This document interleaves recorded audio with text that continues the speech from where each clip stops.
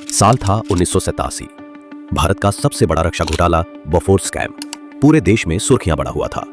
इस घोटाले ने सिर्फ कांग्रेस पार्टी को नहीं बल्कि प्रधानमंत्री राजीव गांधी की साख को भी डुबो दिया। लेकिन सबसे चौंकाने वाली बात यह थी, इस स्कैम में एक ऐसा नाम उछाला गया जिसका राजनीति से कोई लेना देना नहीं था। वो नाम था अमिताभ बच्चन। हाँ, वही अमिताभ बच्चन जो पर्दे पर शहंशाह थे। रिश्ते में तो हम तुम्हारे बाप होते हैं, नाम है शहंशाह। जो जनता के लिए असली हीरो बन चुके थे और जो अपने सबसे करीबी दोस्त राजीव गांधी के कहने पर ही राजनीति में आए थे। लेकिन अचानक ये सवाल उठने लगा, क्या सुपरस्टार अमिताभ भी हथियारों के घोटाले में शामिल थे? क्या कांग्रेस सरकार ने अपनी ताकत का इस्तेमाल करके अपने ही दोस्त को बचाने की कोशिश की, या ये सब सिर्फ राजनीति का खेल था? दोस्तों, आज की कहानी में हम जानेंगे कैसे दोस्ती और सत्ता की इस कहानी में राजनीति ने दोस्ती को कुचल दिया, कैसे राजीव गांधी और अमिताभ बच्चन की गहरी यारी कुछ ही सालों में विश्वासघात में बदल गई। दोस्तियां जब टूटती है तो जख्म छोड़ जाती है, लेकिन जब दोस्ती राजनीति से जुड़ जाए तो वो जख्म कभी नहीं भरते। ये कहानी है दो दोस्तों की, एक बॉलीवुड का सुपरस्टार, दूसरा भारत का प्रधानमंत्री। नमस्कार दोस्तों, इनसाइड पॉलिटिक्स के आज के एपिसोड में बात करेंगे अमिताभ बच्चन और राजीव गांधी की दोस्ती दुश्मनी की इनसाइड स्टोरी की, जो बताती है कि पॉलिटिक्स में कोई किसी का दोस्त या दुश्मन नहीं होता।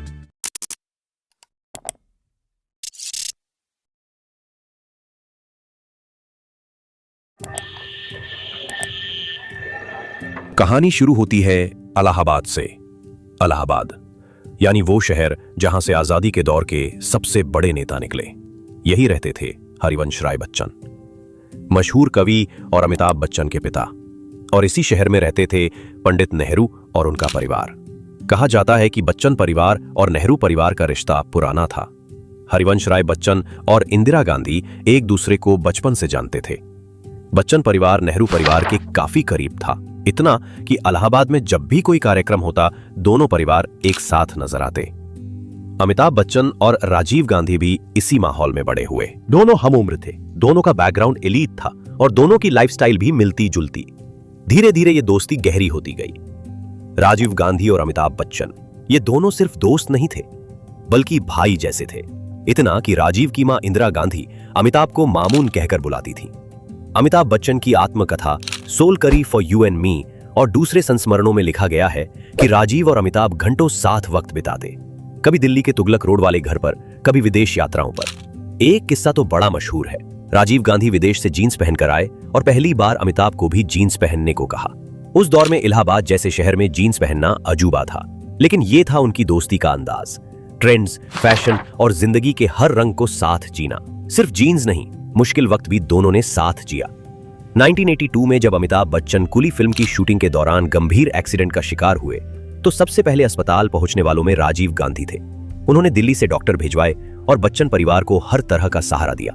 इतना ही नहीं, 80 के दशक की शुरुआत में अमिताभ की एक फिल्म की शूटिंग अफगानिस्तान में हो रही थी।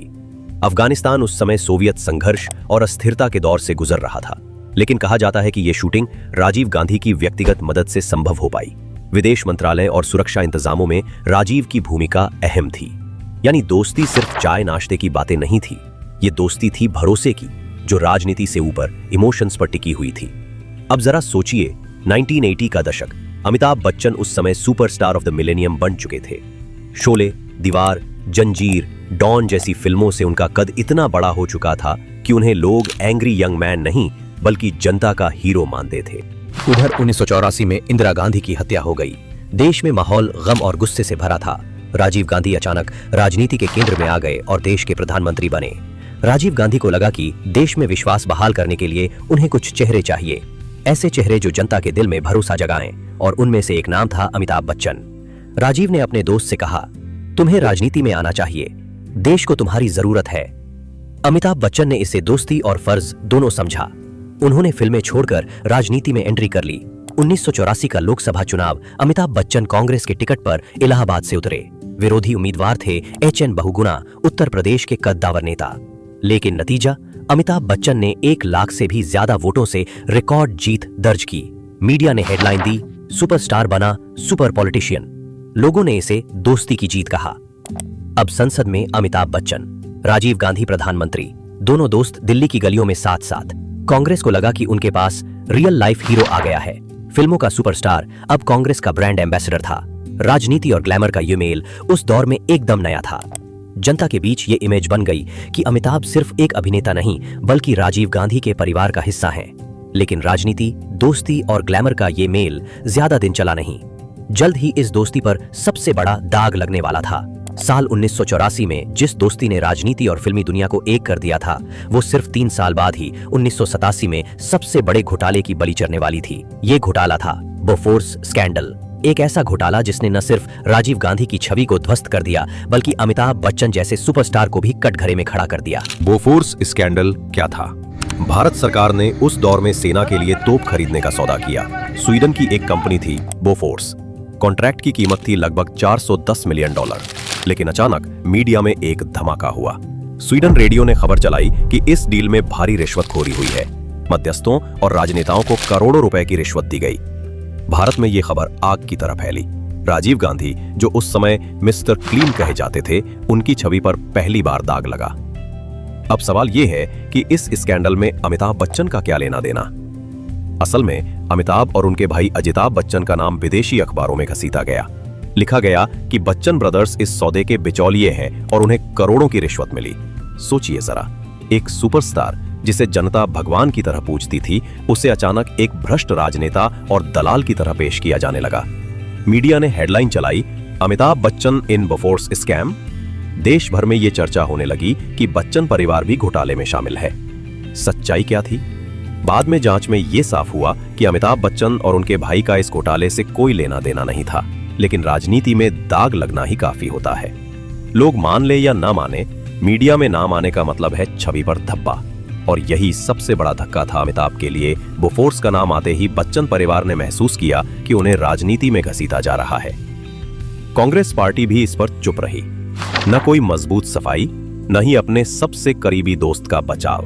अमिताभ बच्चन ने इसे गद्दारी माना। 1987 में, यानी राजनीति में एंट्री लेने के सिर्फ 3 साल बाद, अमिताभ बच्चन ने संसद से इस्तीफा दे दिया। उन्होंने राजनीति को हमेशा हमेशा के लिए अलविदा कह दिया। सोचिए, जिस राजीव गांधी ने अपने सबसे करीबी दोस्त को राजनीति में बुलाया था, वही दोस्त सबसे ज्यादा आहत हुआ। अमिताभ के लिए यह सिर्फ राजनीति का झटका नहीं था, ये एक दोस्ती का विश्वासघात था। राजीव और अमिताभ की दोस्ती धीरे धीरे खत्म हो गई। दोनों परिवारों के बीच जो गर्मजोशी थी वो ठंडी पड़ने लगी। उस दौर में बच्चन हर जगह सफाई देते नजर आए। वो कहते रहे कि मैं निर्दोष हूं, मेरा नाम गलत तरीके से घसीटा गया है। लेकिन मीडिया ने उन्हें बख्शा नहीं। हो गया है। 25 साल बाद ये घोषणा हुई है।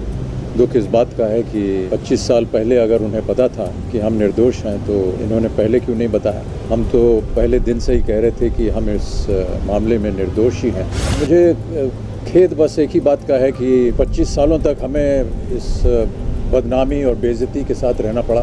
हम लोग तो उस ज़माने में थोड़े से और जवान थे, तो इसको सह लिया और उसके साथ लड़े भी। हम कोर्ट कचहरी गए विलायत में। लेकिन माँ बाबूजी के लिए दुख होता है क्योंकि अब वो हमारे साथ नहीं है और उनके मन में एक जो क्लेश था उनके मन में, वो उनके जीते जी हम सफाई नहीं दे पाए, ना ही उनको हम ये बता पाए कि हम कह तो दिया था कि हम निर्दोष हैं, लेकिन यदि आज वो जीवित होते तो बहुत खुश होते। यही वो दौर था जब अमिताभ ने महसूस किया कि राजनीति दोस्ती नहीं जानती, राजनीति सिर्फ स्वार्थ जानती है। 1989 तक बच्चन पूरी तरह राजनीति से बाहर हो गए, लेकिन इस दौरान उनकी फिल्मी करियर पर भी असर पड़ा। कांग्रेस से दूरी और राजनीति के चक्कर में उन्होंने कई साल बर्बाद कर दिए। फिर उन्होंने धीरे धीरे फिल्मों में वापसी की, लेकिन 90 के दशक में उनका करियर डगमगाने लगा। कभी फ्लॉप फिल्में, कभी आर्थिक संकट, कभी कंपनी ABCL का कर्ज।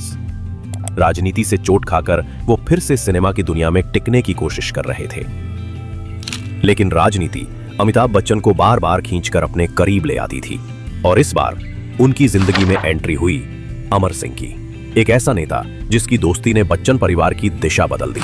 लेकिन ये दोस्ती भी आखिरकार कांग्रेस से टकराव का कारण बनी। 1990 का दशक, अमिताभ बच्चन का करियर संकट में था। फिल्में लगातार फ्लॉप हो रही थी। उनकी company ABCL Bachchan corporation limited कर्ज में डूब चुकी थी। यहां तक कि अमिताभ को घर तक गिरवी रखने की नौबत आ गई थी। इसी दौर में उनकी मुलाकात हुई अमर सिंह से। अमर सिंह उस समय समाजवादी पार्टी के बड़े नेता और उद्योगपतियों के बेहद करीबी माने जाते थे। उनकी पहचान थी राजनीति और बिजनेस को जोड़ने वाले पावर ब्रोकर की। अमर सिंह ने खुद कहा, अमिताभ बच्चन को वे अपना बड़ा भाई मानते थे। He considered Amitabh Bachchan his Elder brother. वो वक्त था जब बच्चन परिवार, खासकर ABCL, कर्ज की गहराइयों में डूब चुका था। तेजी से बिगड़ते आर्थिक हालात से जूझते हुए अमिताभ ने मीडिया से कहा, very fortunate that I have a younger brother like him. He gave his hand to me in that trouble and introduced me to the managing worker of Sahara Group, Subrata Roy, and industrialist Anil Ambani. They joined hands not to put money, but they gave me moral support and strength. यानी अमर सिंह ने अमिताभ को सिर्फ पैसे नहीं दिलाए, उन्होंने सुब्रता रॉय और अनिल अंबानी से भी उन्हें जोड़ा, जिससे बच्चन परिवार को फिर से वापसी का मौका मिला।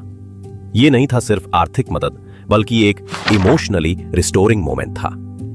इंडियन एक्सप्रेस में लिखा है कि अमर सिंह का कद उस समय राजनीतिक, व्यापार, बॉलीवुड तीनों में इतना बड़ा था कि उसे द ट्रिनिटी कहा जाता था। यहीं से दोनों परिवारों के रिश्ते गहरे हो गए। अब आते हैं राजनीति के नए कनेक्शन पर। अमिताभ खुद राजनीति से दूर रहना चाहते थे, लेकिन उनकी पत्नी जया बच्चन समाजवादी पार्टी से जुड़ गईं। 2004 में जया बच्चन को समाजवादी पार्टी की ओर से राज्यसभा सांसद बनाया गया। उनका राजनीति में आना साफ संकेत था कि बच्चन परिवार कांग्रेस से बहुत दूर जा चुका है। याद कीजिए, कभी राजीव गांधी और सोनिया गांधी के सबसे करीब रहने वाले बच्चन अब मुलायम सिंह यादव और अमर सिंह के साथ मंच साझा कर रहे थे। ये कांग्रेस के लिए एक बड़ा झटका था। यही से शुरू हुआ नया विवाद। अमिताभ बच्चन ने गुजरात सरकार और उत्तर प्रदेश सरकार के लिए ब्रांड एम्बेसडर की भूमिका निभाई।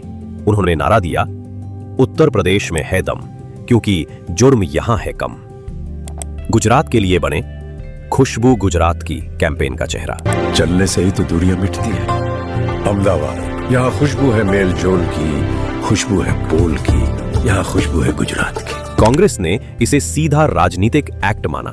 मीडिया में सवाल उठने लगे कि अमिताभ बच्चन अब बीजेपी और समाजवादी पार्टी की तरफ झुक रहे हैं। सोनिया गांधी बनाम बच्चन परिवार इस दौर में एक और दिलचस्प चीज हुई। जया बच्चन और सोनिया गांधी के बीच कथित तौर पर तल्खी बढ़ गई। 2006 में राज्यसभा की सदस्यता मामले में जया बच्चन को अयोग्य ठहराने का विवाद उठा। अमर सिंह ने सीधे सीधे कांग्रेस पर हमला बोला। उन्होंने कहा कि बच्चन परिवार को कांग्रेस टारगेट कर रही है। इससे कांग्रेस और बच्चन के रिश्ते और ज्यादा बिगड़ गए। 2009 के लोकसभा चुनाव में ये चर्चा और बढ़ी। कांग्रेस और समाजवादी पार्टी के बीच सीधी लड़ाई थी। अमर सिंह हर मंच से कहते थे, बच्चन परिवार हमारे साथ है। दोस्तों, आप देखिए जरा, कभी राजीव गांधी और कांग्रेस के पारिवारिक दोस्त रहे अमिताभ अब उनके सबसे बड़े राजनीतिक विरोधी अमर सिंह और मुलायम सिंह के साथ खड़े थे। क्या ये सिर्फ हालात का खेल था, या फिर कांग्रेस से गुस्सा और गद्दारी का हिसाब? लेकिन राजनीति में दोस्तियां ज्यादा टिकती नहीं। 2010 के बाद अमर सिंह का राजनीति में कद गिरने लगा। उनका बच्चन परिवार से रिश्ता भी कमजोर हो गया। कहा जाता है कि जया बच्चन और अमर सिंह के बीच भी खटास आ गई थी। राजनीति और बॉलीवुड की दुनिया में दोस्ती बहुत कम ही बच पाती है। अमर सिंह ने कहा, I stood with Amitabh in his tough times, but they all vanished during my troubles. जिससे स्पष्ट होता है कि राजनीति का ये चक्र दोस्ती को भी कभी कभी वक्त के सामने अकेला छोड़ देता है। लेकिन कहानी यहीं खत्म नहीं होती, क्योंकि आने वाले वर्षों में अमिताभ बच्चन का नाम बीजेपी और नरेंद्र मोदी से भी जुड़ने लगा, और यही बना कांग्रेस बनाम बच्चन की दुश्मनी का सबसे बड़ा अध्याय। दोस्तों, 2000 का दशक अमिताभ बच्चन की जिंदगी में नया मोड़ लेकर आया। कभी राजनीति छोड़ चुके इस सुपरस्टार ने अपना पूरा ध्यान फिल्मों और ब्रांडिंग की दुनिया पर लगाया। लेकिन राजनीति का खेल ऐसा है कि अगर आप उसमें एक बार घुस जाएं, तो बाहर निकलना लगभग नामुमकिन है, और यही हुआ अमिताभ बच्चन के साथ। इस बार मंच था गुजरात, और गुजरात का मतलब था नरेंद्र मोदी। खुशबू गुजरात की अभियान 2009 में गुजरात सरकार ने एक बड़ा ब्रांडिंग अभियान शुरू किया, खुशबू गुजरात की। इसका मकसद था गुजरात को पर्यटन का हब बनाना, और इस कैंपेन का चेहरा बनाया गया अमिताभ बच्चन को। टीवी पर, अखबारों में, होर्डिंग्स पर हर जगह अमिताभ बच्चन कहते नजर आए, come experience the khushboo of Gujarat. इस विज्ञापन ने तहलका मचा दिया। गुजरात के मुख्यमंत्री उस समय थे नरेंद्र मोदी, और 2002 के दंगों के बाद मोदी पहले से ही कांग्रेस और सेक्युलर नेताओं के निशाने पर थे। लेकिन मुलायम सिंह जी ने उनसे क्या काम लिया? उन्होंने काम लिया, यूपीए है दम, जुल्म है कम, ये किया, हाँ, तो उनकी गाड़ी चली नहीं। अमिताभ बच्चन का उपयोग क्या करना चाहिए, इसके लिए समझ चाहिए। अब तक बच्चन और कांग्रेस के बीच की दूरी साफ हो चुकी थी, लेकिन आगे आने वाले समय में जब नरेंद्र मोदी प्रधानमंत्री बने तो ये दूरी नफरत में बदलती दिखी, क्योंकि तब सवाल ये उठा, क्या अमिताभ बच्चन ने मोदी और बीजेपी का खुला समर्थन किया या वो आज भी राजनीति से खुद को बचाने की कोशिश में है? दोस्ती, राजनीति और गद्दारी, ये कहानी हमें सिर्फ एक सबक देती है कि सत्ता की चमक में सबसे पवित्र रिश्ते भी धुंधले पड़ जाते हैं। अमिताभ बच्चन और राजीव गांधी की दोस्ती, जो कभी भारतीय राजनीति और बॉलीवुड का सबसे सुनहरा अध्याय मानी जाती थी, आज सिर्फ एक अधूरी दास्तान बनकर रह गई है। एक दोस्ती जो सत्ता की साजिशों में बिखर गई, एक रिश्ता जो कभी परिवार से भी गहरा था, लेकिन राजनीति की आग ने उसे राख बना दिया। और यही राजनीति की सच्चाई है, जहां दोस्ती भी वोट बैंक में बदल जाती है, जहां भरोसा भी सिर्फ एक चुनावी नारा रह जाता है।